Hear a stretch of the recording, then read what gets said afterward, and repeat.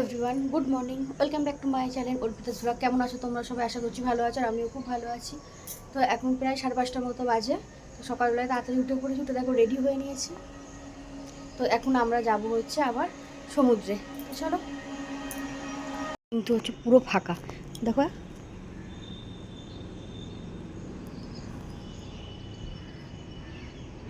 পুরো ফাঁকা। আর একটু পরে হলে এই সমস্ত রাস্তা দিয়ে পুরো একদম লোকজন পুরো ভরে যায়। সকালবেলায় সমুদ্রকে দেখার মজাই কিন্তু আলাদা। ওই জন্য সকালবেলায় ঘুম থেকে উঠে তাড়াতাড়ি রেডি হয়ে নিয়েছি। বাড়িতে দেখো 7টা সাড়ে 7টায় কিন্তু ঘুম থেকে উঠি না এখন। আর এদিকে দেখো 5:30টার সময় ঘুম থেকে উঠে একদম পুরো রেডি হয়ে গেছি। দিদিভাইকে ফোন করলাম, দিদিভাইও রেডি। ওদিকে আমার ভাইও বলেছিল সকালবেলায় যাবে সমুদ্রে, কিন্তু ভাই পড়ে ঘুমাচ্ছে। তাই দেখলাম থাক, কালকে সারাদিন একটা জার্নি হয়েছে, এখন বরঞ্চ তাই ঘুমাক। তারপরে আমরা যখন আবার দুপুরবেলায় যাবো স্নান করতে, তখন ওকে বরঞ্চ নিয়ে যাব, তাহলে শরীরটাও বেশ ফ্রেশ হয়ে যাবে। তাই এখন আমি, দিদিভাই, আমার বোন, আর ওইদিকে নীল গেঞ্জি পরে যাকে দেখতে পাচ্ছ সেটা হচ্ছে দিদিভাইয়ের জামাইবাবু, মানে সঞ্জিত দা। 4জন মিলে এখন যাচ্ছি হচ্ছে সমুদ্রে। আমাদের সঙ্গে আর কিন্তু 2জন দাদাও রয়েছে, দাদাগুলো আগে চলে গেছে। তো সমুদ্রের ধারে যাই, তারপরে সেখানে গিয়ে দেখা হবে। দাঁড়ান, যাওয়ার আগে না একটু চা খেয়ে নিই, কেননা রুমে তো 8টার আগে চা দেবে না। আমরা নাই তাড়াতাড়ি উঠে পড়েছি, কিন্তু সবাইকে তাড়াতাড়ি উঠেছে বলো, তাই একটু চা খেয়ে নিই। আর সকাল সকাল চা খেলে কিন্তু পুরো মাথাটাও কিন্তু ঠিকঠাক থাকে। তো দিদিভাই তো চা খায় না, মানে খুব ইচ্ছা হলে তখন একটু চা খাই। আর আমি আর বোন তো চা খাই, ওদিকে সঞ্জিতদাও চা খাবে, তাই আমি আর বোন নিয়ে নিয়েছি দুধ চা, আর ওদিকে সঞ্জিতদা নিয়েছে হচ্ছে লিকার চা। চাটা খেয়ে তারপরে সমুদ্রের কাছে যাব, মানে ওখানে গিয়েও কিন্তু চা খেতে পারতাম, তাই ভাবলাম যে থাক, এখান থেকে বরঞ্চ খেয়ে যাই। আর চাটা কিন্তু বেশ ভালোই করেছিল।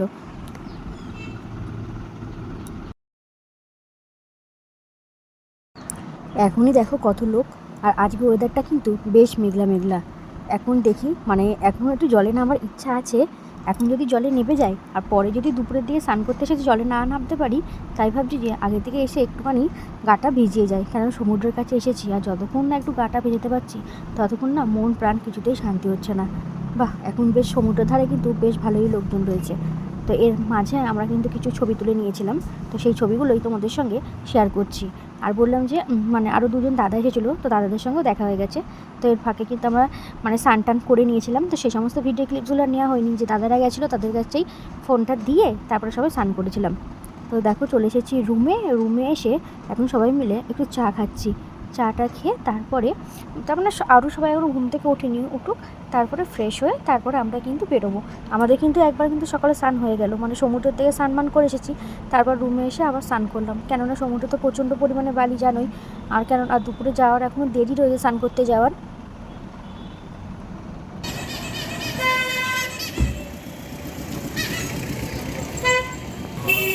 তোমরা ব্যাগে কি নিয়েছো? খাবে তো? হ্যাঁ, খাবে তো।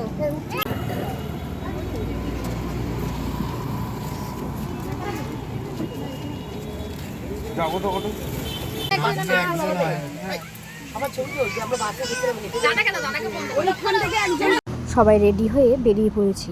আর আমরা এই যে 16 সিটের যে গাড়িটা বুক করেছিলাম, তো সেই গাড়িটা করে আমরা কিন্তু এখন যাচ্ছি। এটাকে কী গাড়ি বলে আমার একটা নাম খুব একটা মনে নেই।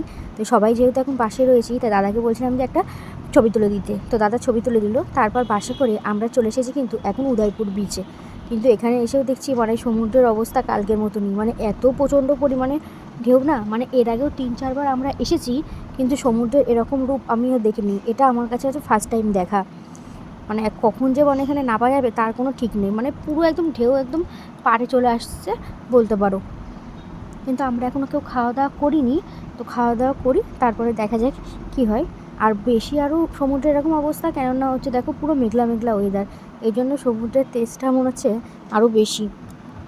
বললাম যে আমরা কেউ খাওয়া দাওয়া করিনি, তাই উদয়পুর বিচের সামনে যে সমস্ত হোটেলগুলো রয়েছে না, তো ওখানেই আমরা মানে ভেতরটায় এসেছিলাম। তো এটা মানে আজকে না এখানে সমস্ত দোকানগুলোই বন্ধ ছিল।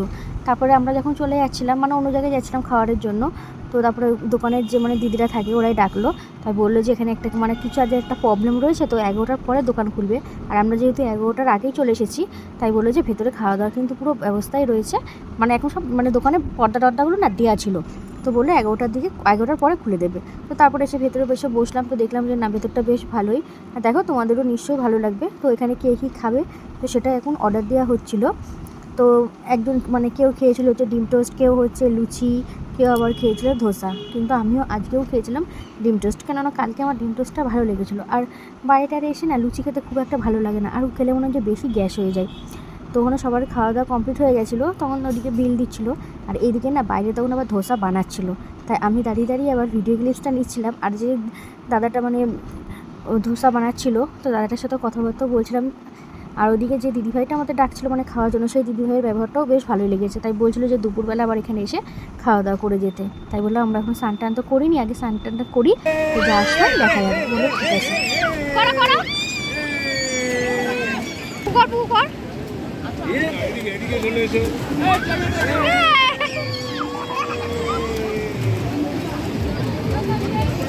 বাচ্চাগুলো মানে জল এসে যখন পায়ে লাগছে না, তখন মনে হচ্ছে পুরো আনন্দে আত্মহারা হয়ে গেছে। মানে বড়রাই নিজেদেরকে সামলাতে পারছে না, তো বাচ্চাদের তো আরও আনন্দ হবেই। তো কিন্তু সমুদ্রের তেজ এখন অনেক বেশি, মনে হচ্ছে না যে একটার আগে নামা যাবে। আর মাঝে মধ্যে আকাশ পুরো মেঘলা হচ্ছে, আবার মাঝে মধ্যে পুরো পরিষ্কার হচ্ছে। তো আমরা কাছাকাছি সব বসেছিলাম, তো ভাবলাম যে যাই একটুখানি গিয়ে একটু মাখা কিনে নিয়ে আসি। তাই এখানে প্রথমে কিনেছিলাম কামরাঙা মাখা, তারপরে দাদাও এলো, দাদা আবার এখান থেকে নিল হচ্ছে পেয়ারা মাখা। আর কামরাঙা মাখাটা বেশ ভালোই মাখিয়েছিল, কিন্তু পেয়ারা মাখাটা না খুব একটা ভালো মাখায়নি।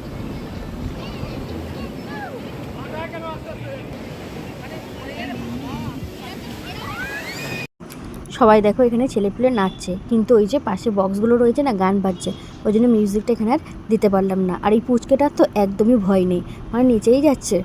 আর তেমনি জলগুলো পায়ে যেয়ে লাগছে তখন আরও জোরে জোরে চিৎকার করছে। এখন হচ্ছে বিকাল ওই 5টা মতো বাজে।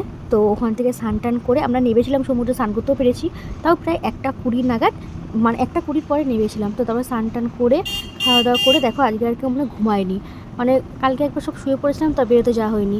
তারপর হচ্ছে আমরা এর আগেও দীঘায় এসেছি, তো ওল্ড দীঘাতে এসেছি। আমার বোন আর ভাই হচ্ছে ফার্স্ট টাইম, আর আমার সঙ্গে যে দিদিভাইকে দেখতে পাচ্ছ, ও তারপরে দিদিভাই, তারপরে ওইদিকে হচ্ছে দিদিভাইয়ের দিদি, মানে দিদিভাই মানে দীঘাতে অনেক বছর আগে এসেছে এবার। তাই ভাবলাম যে চলো সবাইকে একটু ওল্ড দীঘায় ঘুরিয়ে নিয়ে আসি। তো দিদিভাই আসেনি, কেননা ওদিকে পুকু, তারপরে হচ্ছে দিদির পুচকুটা সবাই ঘুমাচ্ছিলো। তো তাই দিদিভাই তো এর আগে এসেছে দীঘায়, ওল্ড দীঘাতে এসেছে।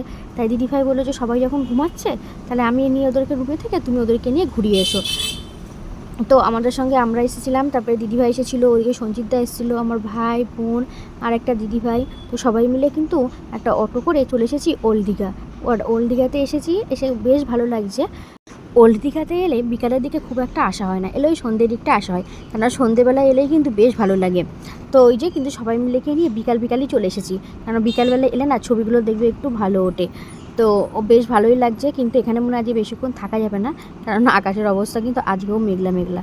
তো তারপরে আমরা চলে এলাম ভেতরে। তো এখানে এসে দোকানপত্রগুলো দেখছিলাম, বেশ ভালোই লাগছিলো। তো ওখান থেকে কিছু কেনাকাটা হয়েছিল, তো বেশি কিছু না, অল্প কিছুই কেনাকাটা হয়েছিল। তো এবার কিন্তু আমি আর কিছু কিনিনি, আমি শুধু 2টো ব্যাগ কিনেছি, একটা হচ্ছে কুকুর জন্য আর একটা হচ্ছে পুচকুটার জন্য। তো কোন ব্যাগগুলো কিনেছি সেটা রুমে যাই, তারপর আমি তোমাদেরকে দেখাচ্ছি। তো যখন আমরা ফিরছিলাম, তো তখন দেখো লাইটগুলো জ্বালিয়ে দিয়েছিল, দেখতে কিন্তু বেশ ভালোই লাগছে। তাই ভাইকে বললাম যে আমাকে একটা ছবি তুলে দে। তো আমি এবার দাঁড়ালাম, ভাই ছবি তুলে দিল। চলে এসেছি রুমে এসেই দেখো আগে চাটা অর্ডার করেছি, কেননা মাথাটা খুব ধরেছে।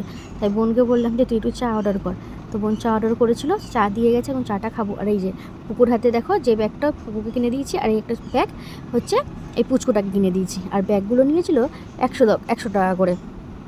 তারপরে দেখো আমরা কিন্তু আবার বেরিয়ে পড়েছি, মানে এখন সব রিসেপশানে এখানে এসে বসে রয়েছি। তো সবাই মিলে এখন যাব হচ্ছে আবার নিউ দীঘাতে।